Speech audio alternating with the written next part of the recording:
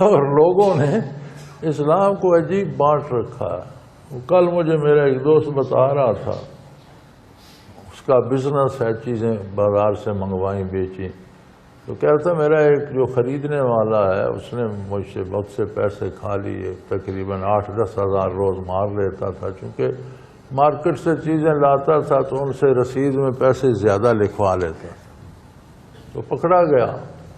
تو کہتے میں نے اس سے کہا کہ ارے ظالم، یہ جو تو 8-10 ہزار روز حرام کا لے لیتا ہے مجھ سے، تو تجھ پر تو حرام ہے، اور تو اپنے بچوں کو حرام کھلا کر پال رہا ہے، وہ بڑے ہوں گے تجھے دھکے ماریں گے، لاتے ماریں گے، پھر تو روئے گا کہ اولاد نافرمان ہے۔ تو وہ کہتا ہے جی نہیں، میں بچوں کو حلال کھلاتا ہوں، صرف تنخواہ سے انہیں خرچہ دیتا ہوں، یہ تو میں خود ہی کھاتا ہوں۔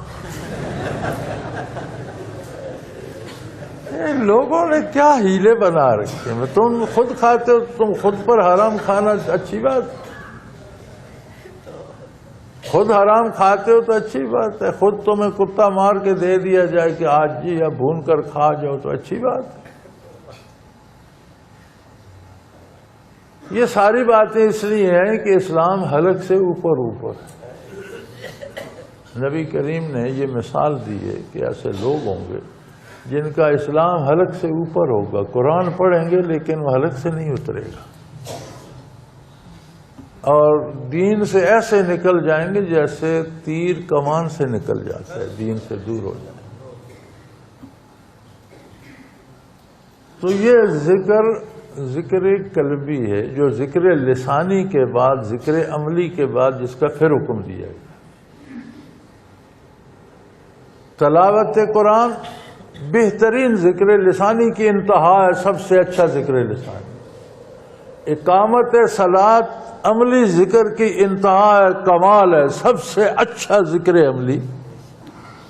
اس کے بعد پھر ذکر اکبر کا جو حکم ہے یہ ذکر قلبی۔ ترتیب دیکھ لینا، لسانی ذکر تلاوت میں آ گیا کہ لسانی ذکر کی انتہائی کمال تلاوت قرآن۔ کوئی تسبیحات پڑھتا ہے، کوئی کچھ بھی کرتا ہے، اچھی باتیں کہتا ہے، واعظ کہتا ہے، تب لیکن سب کا انتہا یہ ہے کہ وہ اللہ کا کلام پڑھتا ہے۔ عملی ذکر کوئی دیانتداری کرتا ہے، محنت کرتا ہے، دیانت و امانت کے ساتھ کاروبار کرتا ہے، لیکن سارے اعمال کا کمال عملاً نماز کی ادائیگی ہے۔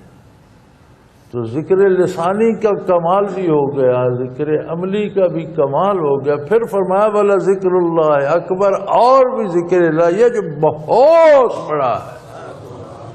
تلاوت قرآن ذکر لسانی بہت عظیم ہے، ادائے صلاۃ ذکر عملی بہت عظیم ہے، لیکن ایک اور بھی ہے وہ ان سب سے بہت بڑا ہے، وہ ہے ذکر قلبی۔ اب ذکر قلبی اٹکل پچو سے حاصل نہیں ہوتا۔ ذکر لسانی آپ کسی عالم سے قرآن سیکھ لیں، قرآن پڑھتے رہیں، ذکر لسانی کا کمال آپ کو حاصل ہے الحمدللہ۔ آپ نے بچپن میں والدین سے ہی نماز سیکھ لی، آپ نماز پڑھتے ہیں تو عملاً جتنا ذکر ہے اس میں سب سے اعلیٰ ذکر آپ کو نصیب ہو۔ ذکر قلبی نہ مولوی صاحب سے ملتا ہے نہ والدین۔ ذکر قلبی ملتا ہے جہاں کی جمال جہاں آرا کی ایک نگاہ سے، ثم تلین جلودہم وقلوبہم الی ذکر اللہ، ایک نگاہ ناز سے سارا جہاں سنور گیا، ایک نگاہ ناز سے سارا جہاں سنور گیا۔ وہ بندے کا جہان تو یہ وجود ہی ہے نا، یہ زندہ ہے تو اس کا جہان قائم ہے، مر گیا تو اس کا جہان تو ختم ہو گیا، لیکن ایک نگاہ ناز سے سارا جہان سنور گیا۔ صحبت پیغمبر میں صحابی بنے، اور صحابی کے وجود کا ہر ذرہ ہمہ وقت اللہ اللہ اللہ اللہ۔ صحابہ کی صحبت میں وہ پرتو جمال ان کے دلوں سے آگے منتقل ہوا، وہ تابعی بنے، تابعین کی صحبت میں تبع تابعی بنے. خیر القرون، بہترین لوگ دنیا کے، آدم علیہ السلام سے لے کر قیامت تک آنے والے لوگوں میں خیر القرون کا سب سے بہترین زمانہ حضور اکرم صلی اللہ علیہ وسلم کا، پھر صحابہ کا اور پھر تابعین. خیر القرون کرنی ثم الذین یلونہم ثم الذین یلونہم، میرا بیانہ بہترین ہے، پھر جو اس کے ساتھ، پھر جو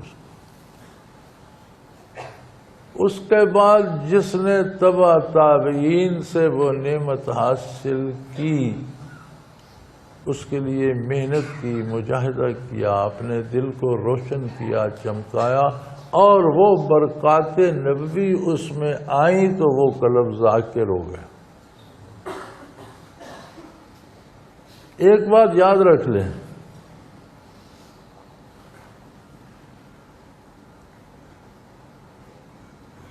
دنیا کے لیے یہ ذکر قلبی دل کی دھڑکن کا درجہ رکھتا ہے. جب تک اللہ کے بندے ذکر کرنے والے موجود ہیں، کائنات موجود ہے، جب نہیں رہیں گے قیامت آئے.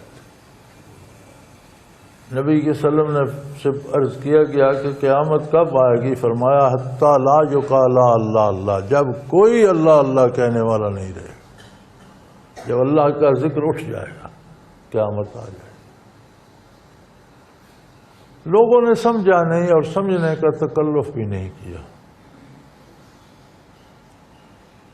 میرے پاس ایک کتاب پڑی ہے، گزشتہ 6 مہینے سے میری ٹیبل پہ پڑی ہے، ساری الف تا یہ اول تا آخر میں نے حرفن پڑھی ہے. اس نے پورا زور لگایا ہے کہ طریقت و تصوف کو کفر ثابت کیا جائے، پورا زور صرف کر دیا. اب کوئی اخلاقیات کی حد بھی نہیں رہی. اتنے غلیظ، اتنے گندے، اتنے معیوب الفاظ اور محاورے اور جملے استعمال کیے ہیں، اور اتنی فضول حکایات اور واہیات اور خرافات، اور اس کو بڑا علمی کارنامہ بھی سمجھا.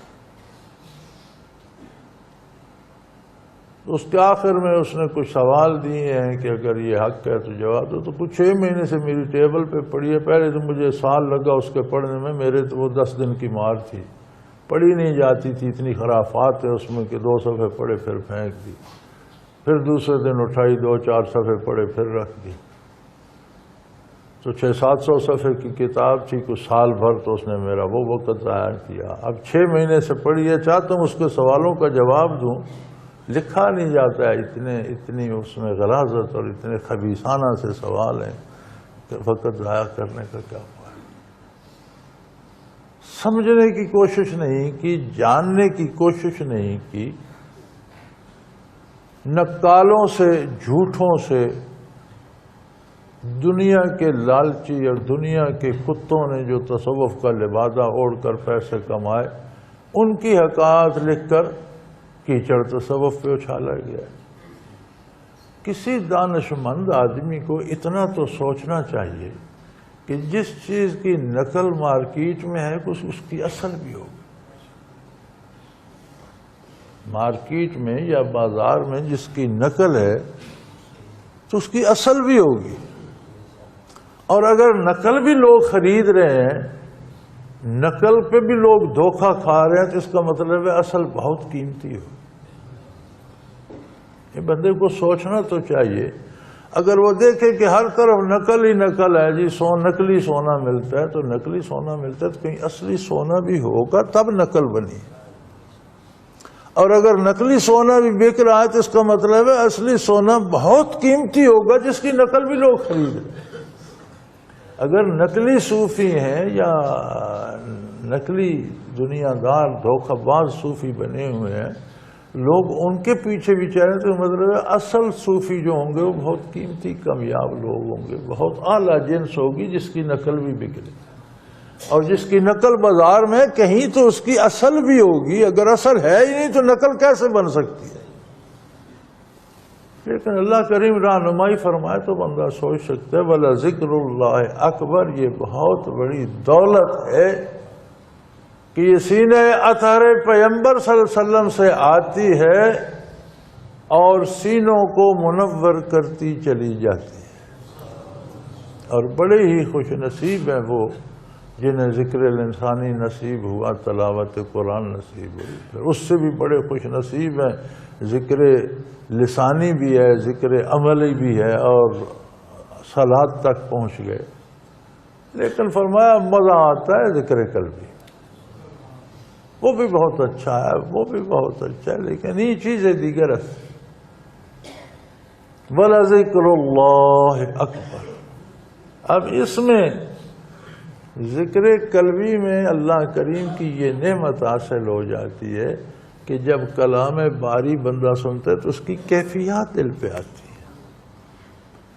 جب ارشاد پیغمبر صلی اللہ علیہ وسلم بندہ سنتا ہے تو اس کی کیفیات دل پہ آتی ہیں، اور پھر ان کے نتائج نکلتے ہیں، اس کا ایمان مضبوط ہوتا ہے، اس کا کردار بدلتا ہے، وہ برائی چھوڑ کر نیکی کی طرف آنا شروع ہو جاتا ہے۔ واللہ یعلم ما تصنعون، اور یہ یاد رکھو تم جو کرتے ہو اللہ کریم اس سے باخبر ہے۔ دوسرے لفظوں میں جو بھی کر رہے ہو اللہ کے روبرو کر رہے ہو، نیکی کر رہے ہو تو بھی وہ واقف، غلطی کر رہے ہو تو بھی یہ یاد رکھو اللہ کریم کے سامنے کر رہے ہو۔